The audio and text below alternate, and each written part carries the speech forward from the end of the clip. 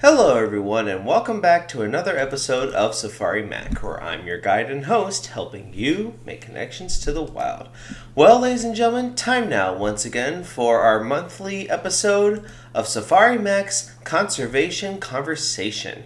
Today, we've got a good lineup of some special stories and tales of success in the world of conservation, as well as learning about some of the latest technology that's been put into play to help continue the role of conservation. With that said, let's get started. First, we head over to beautiful Yosemite National Park, where it's been reported that native turtles have finally returned home after the removal of nearly 16,000, that's right, 16,000 invasive bullfrogs.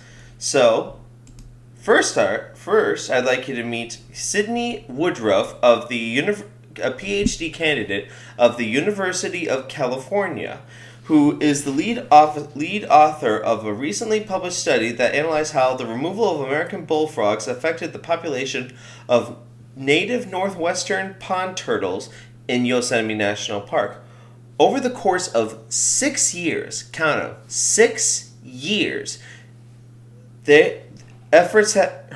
she and her team have managed to remove 16,000 invasive American bullfrogs from the park, where it was thought at first to be impossible. But now, with less frogs in the area, the turtles are beginning to make an excellent comeback.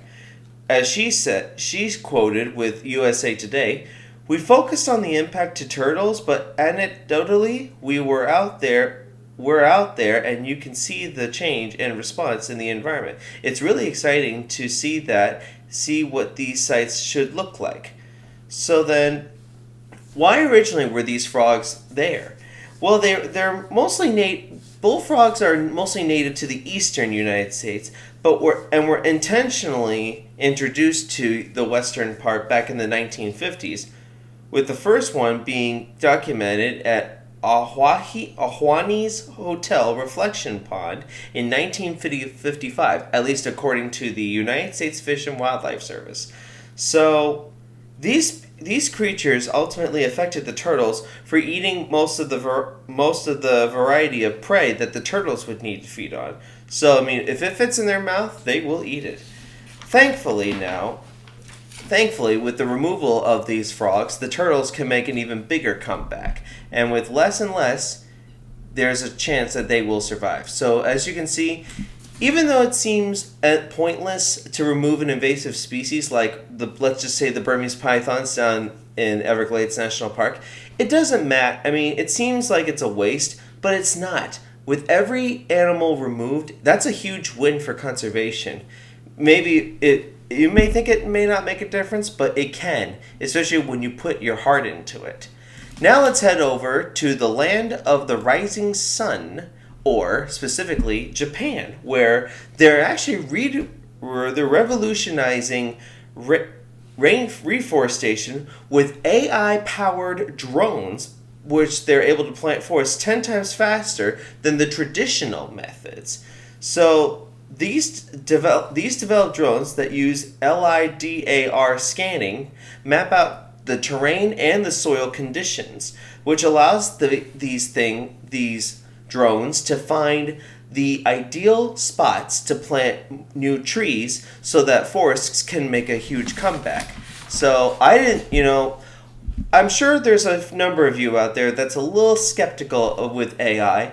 I have some thoughts about it, but if they can use that for something that's more good than what could cause harm, then I say we give it a shot. And so I say to the company that's created these drones, good luck out there, and I hope that more reforestation efforts are on the way all over the world. Finally, we're going to end today's Safari Mack conservation conversation by heading over to Maryland.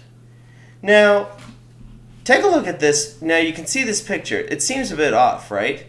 Believe it or not, it's a raft. It's literally a raft with all these different elements that would make you think you were on the seashore. Now, what the heck is this all about? Well, here in Worcester County, forgive me if I'm saying it incorrectly, this man-made conservation platform, it's actually serving as a habitat for colonial nesting water birds that are listed as an endangered species in the state of Maryland, such as the common tern, the royal tern, and even black skimmers. Excuse me. So since it began back in 2021, over 400 terns have actually congregated on these rafts after a long migration, and many are beginning to use these rafts as their nesting sites. So you can kind of see these little things that look like overturned books. That's really where the nests can be held and where these birds can lay their eggs safely without fear of humans or other animals wreaking havoc. Now, I know you're probably thinking, aren't we doing a little too much? It's understandable, but you gotta think of it like this. As a shorebird, you need an area to rest. Unfortunately, we humans don't seem to be in the habit of sharing certain spaces all the time. And instead, we seem to take over a little bit more and more. Not that everybody thinks like that, because I'm sure there's a number of you out there that love animals and want to help them out as much, right? Well, the problem is that these birds are skittish and they need like a secure area. I mean, you could rope off the entire area to make a space for them, and that can work in some places, but it doesn't work in every place. So these rafts have helped these birds make a little bit of a comeback and help these birds safely raise their young and collect food, as well as even serve as a resting point on migrations. Well, ladies and gentlemen, I'm afraid that's all the time I have for this month's episode of Conservation Conversation. I hope you all enjoyed, and I hope to see you all next time on, and I'm sorry, that shouldn't be right. That's not right. On July 27th of 2025. But until then, this is Safari Mack. I'll see you all out there.